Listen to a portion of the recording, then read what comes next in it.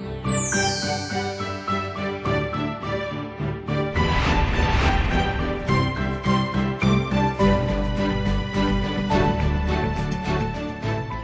안녕하세요. 네, 반갑습니다. 네, 이번 시간에는 인간 타락의 결과에 대해서 알아보기로 하겠습니다. 인간이 타락됨으로써 하나님께서 주관하시는 인간이요 세상이 되지 못하고 사탄이 주관하는 인간과 세상이 되어버렸습니다. 요한복음 8장 44절에 인간을 마귀의 자식이라고 하였고, 마태복음 12장 34절에는 뱀과 독사의 자식이라고 기록하고 있습니다. 고린도후서 4장 4절을 보면 세상의 신을 마귀라고 기록하고 있는 것입니다. 로마서 8장 19절에 피조물에 고대하는 바는 하나님의 아들들이 나타나는 것이라고 기록하고 있는 것입니다. 두 번째로, 인간이 타락함으로써 우리는 죄를 범하는 인간이 되었습니다.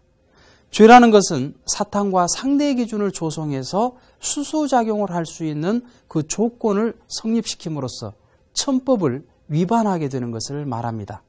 이 죄에는 4가지 종류가 있는데 그 뿌리로서 원죄가 있고, 줄기로서 혈통죄, 그리고 가지로서는 연대죄, 그리고 잎과 같은 자범죄가 있는 것입니다. 이 원죄라고 하는 것은 인류 시조 아담과 해와가 근본적으로 저질렀던 그러한 죄의 뿌리를 말하는 것입니다.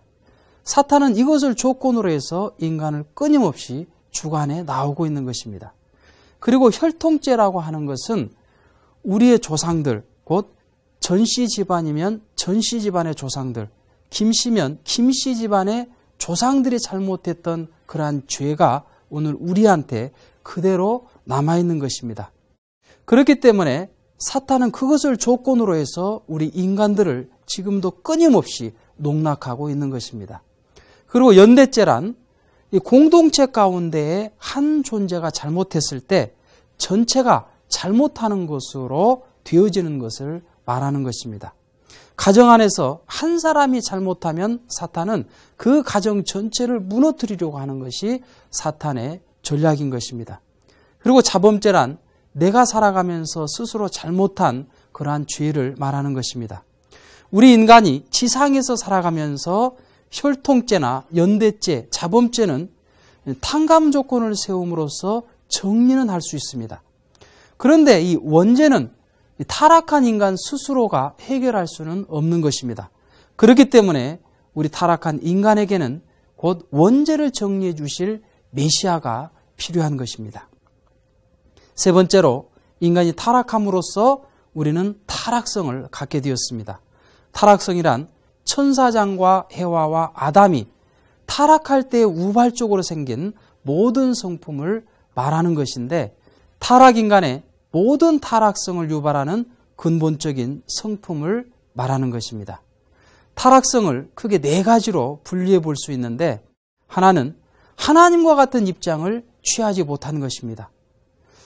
하나님께서 아담과 해와를 사랑하고 있는 모습을 천사장이 보았을 때 천사장도 하나님처럼 나도 이렇게 아담과 해와를 사랑해야 되겠구나, 그렇게 생각을 했어야 되는데 오히려 시기와 질투를 가졌습니다. 우리도 가정 안에서 부모가 동생을 사랑하면 형은 괜히 시기와 질투를 가지게 되는 것을 보게 됩니다. 그것이 바로 타락성인 것입니다. 그리고 자기의 위치를 떠난 것입니다. 천사장이 천사장으로서의 위치를 지켰어야 되는데 혈기를 부림으로써 그 인간 세계에 가려고 했던 것입니다. 우리 인간들도 조금 기분 나쁘면 혈기를 부리고 자기 위치를 떠나죠. 가정을 떠나버리고 직장을 떠나버리게 되는 것입니다. 이것들은 다 타락성으로 연유된 그러한 행동들인 것입니다. 세 번째로는 주관성을 전도한 것입니다. 아담이 천사장을 주관했어야 되는데 천사장이 교만함으로써 아담을 역주관하는 그런 주관성 전도를 이루어 나왔던 것입니다. 그렇기 때문에 우리도 생활상에서 주관을 받아야 될 사람들이 오히려 교만함으로 주관하는 경우를 많이 보게 되는 것입니다. 네 번째로는 범죄 행위를 번식하게 되었던 것입니다. 천사장은 해와에게, 해와는 아담에게, 아담은 후손들에게 그 죄를 번식하게 되었던 것입니다. 이것들이 타락성인 것입니다. 그렇다면 하나님께서는 인간 조상이 타락하는 것을 알면서도 왜 간섭하지 못하셨을까요? 그것은 첫 번째로 창조 원리의 절대성과 완전 무결성을 위해서입니다. 하나님께서는 절대, 유일, 불변, 영원하신 분입니다. 따라서 하나님의 그 창조 원리도 절대, 유일, 불변, 영원하신 것입니다. 만약 창조 원리를 무너뜨리게 되면 하나님 자신의 완전성도 무너지게 되는 것입니다. 창조 원리에 의하면 인간은 성장 기간에 있을 때 자신의 그 책임 분담을 완성함으로써 완성될 수가 있는 것입니다. 이렇게 인간이 완성이 되면 하나님과 일체를 이루어서 하나님의 창조성을 부여받음으로써 만물을 주관할 수 있도록 창조가 되었던 것이죠.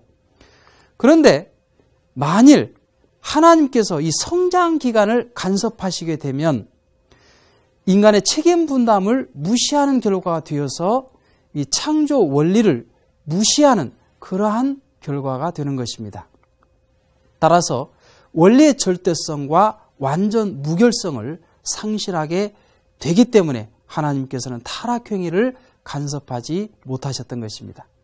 두 번째로 하나님만이 창조주로 계시기 위해서 타락행위를 간섭하지 못하셨던 것입니다. 악이나 이 지옥은 하나님께서 창조하신 것이 아니기 때문에 하나님께서 직접 관여하지 않으십니다. 타락행위도 만일 하나님께서 간섭하시게 되면 그것도 창조 가치가 부여되어서 이 원리적인 것으로 인정을 받게 됩니다. 따라서 이 사탄이 새 원리를 창조하게 됨으로써 사탄도 이 창조주의 입장에 설 수 있었기 때문에 하나님께서는 그 타락행위를 간섭하실 수가 없으셨던 것입니다. 세 번째로 인간을 만물의 주관주 위에 세워주시기 위해서였습니다.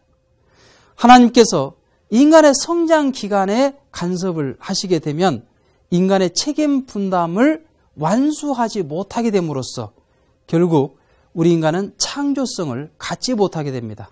따라서 만물을 주관할 수 있는 자격도 갖지 못하게 되는 것입니다.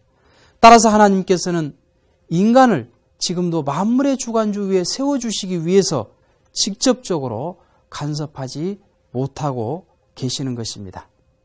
이처럼 사랑의 하나님이시면서 원리와 법도의 하나님이시기에 인간의 책임 분담을 통해서 구원 섭리에 나오신 하나님의 애타고 고통스러운 심정은 알 길이 없이 인간의 고통만을 해결하기 위해 인류는 몸부림쳐 나왔던 것입니다. 그러므로 우리는 하나님의 구원 섭리의 한스러운 아픔과 고통을 위로하면서 우리 인간의 책임 분담을 깨달아 그 뜻을 이루어드리기 위한 삶이 오늘날 타락세계의 신앙자들의 삶이 되지 않으면 아니 되는 것입니다.